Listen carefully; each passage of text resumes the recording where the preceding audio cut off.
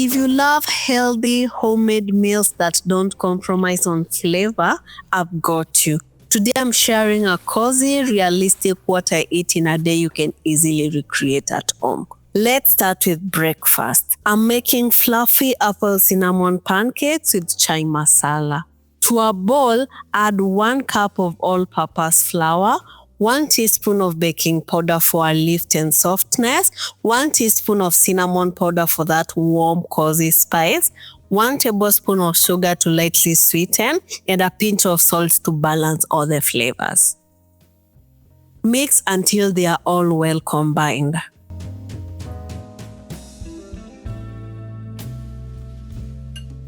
Grate half of an apple into fine pieces. These will add moisture and natural sweetness and keep the pancakes tender. Add it to the bowl with the dry ingredients and mix them in to ensure the apple pieces are evenly distributed and they don't clump together.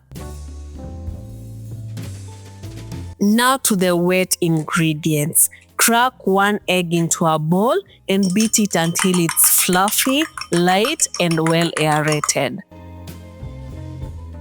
Add in 1 cup of fresh milk for richness and moisture and 1 tablespoon of white vinegar to create a homemade buttermilk effect for extra tenderness.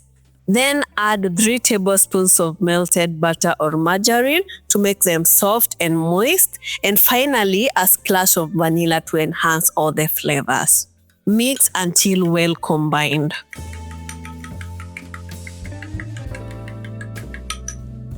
Now add the wet ingredients into the dry. Fold them in gently without overmixing to keep the pancakes light and ensure they stay soft instead of becoming dense and rubbery.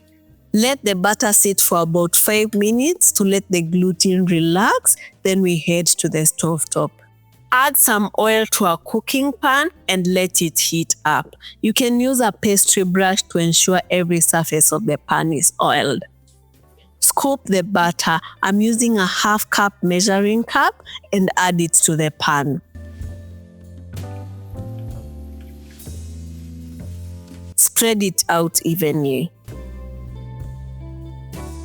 Cook for 2 to 3 minutes on medium heat until bubbles form on the surface and the edges look set. Flip and cook the other side until it turns golden brown.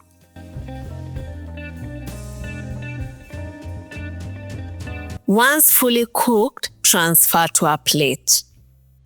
Keep cooking until all the pancakes are done. This batter makes about 4 to 6 fluffy pancakes. With this 1/2 cup scoop, I made 4 large pancakes.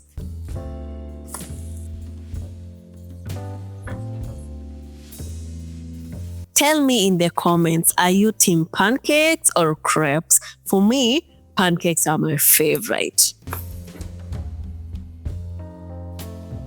To serve, stack up as many of these soft and fluffy pancakes as you want. Top them with apple slices for extra freshness and crunch. Drizzle some raw honey for natural sweetness and that final shine. The pancakes are light, pillowy, and perfectly spiced. For the tea masala, I'll start by adding the spices to the pot. Fresh ginger for warmth, a few cinnamon sticks for sweetness and aroma, and cardamom pods for fragrance and that signature chai aroma. Toast for a few minutes to release the essential oils and bring out their flavors. Add in as much water as you'll need for your tea. Add 1 teaspoon of loose tea leaves and 3 to 4 tablespoons of sugar to sweeten. Mix until well combined. Bring to a boil and simmer for about 5 minutes for the tea to steep and to let the spices fully infuse into the water. Add in enough milk for however milky you like your tea.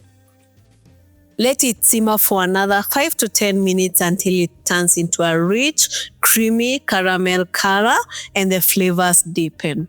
Sieve and it's ready. Serve the tea and enjoy this cozy, comforting breakfast. It's the perfect way to start your day. For an afternoon snack, I'm making a fruit bowl. Grab the fruits, whichever you have or like. I'm having watermelon, an apple, and a banana today. Cut everything into bite-sized pieces. A fruit bowl is the easiest way to add essential vitamins, fiber, and hydration to your day without overthinking it. Add everything to a bowl. It is refreshing, light on the stomach, and will give me a great energy boost to keep me satisfied until dinner. Now let's move to dinner because this plate is a Kenyan classic that never disappoints. Starting with the chicken, clean it up and cut into pieces, then add them to a pot. Add in some ginger slices for flavor and to tenderize the meat, garlic for depth and aroma, chili pepper for a little heat, and salt to taste. Mix until well incorporated. Cover and let it cook for about 10 minutes to release the chicken juices and to build flavor.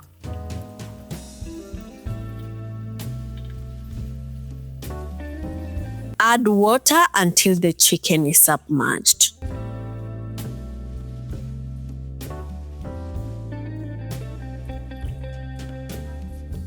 Cover and boil for about 20 minutes depending on how tough your kienyeji chicken is. Once done, it should be soft and tender enough to pull off the bone. Set it aside.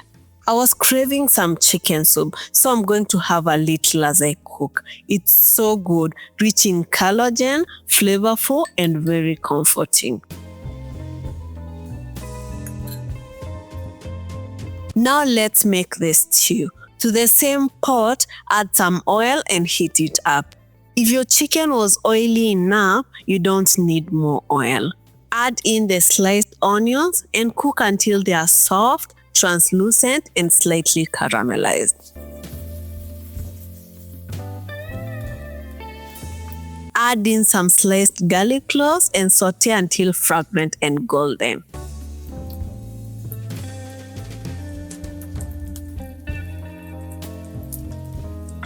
To season, I'm adding 1 tablespoon of my homemade citrus herb blend for zest and brightness, 1 tablespoon of my homemade curry powder for warmth and earthiness, 1 teaspoon of paprika powder for color and mild sweetness, and a little more salt to taste. The homemade spice blend recipes are linked in the description.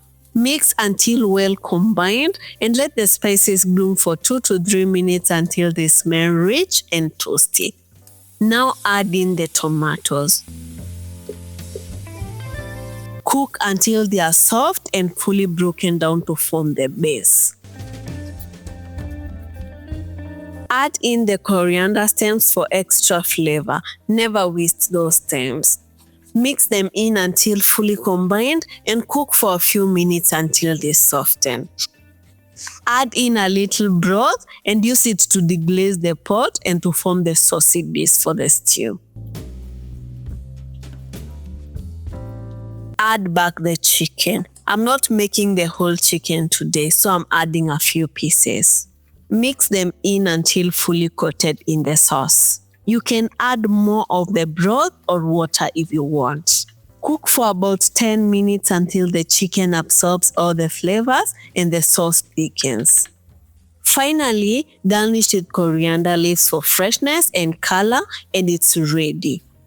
The stew is rich, flavorful, and incredibly hearty. Now to the greens. To a pot, add some oil and heat it up.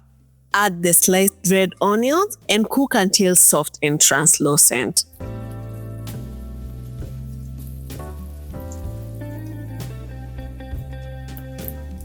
To season, I'm adding 1 tablespoon of my homemade curry powder for flavor and subtle spice, and salt to taste.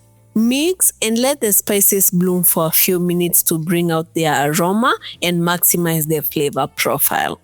Now add the thinly cut up greens. I'm using a mixture of sukuma wiki and spinach. You can use either that you prefer.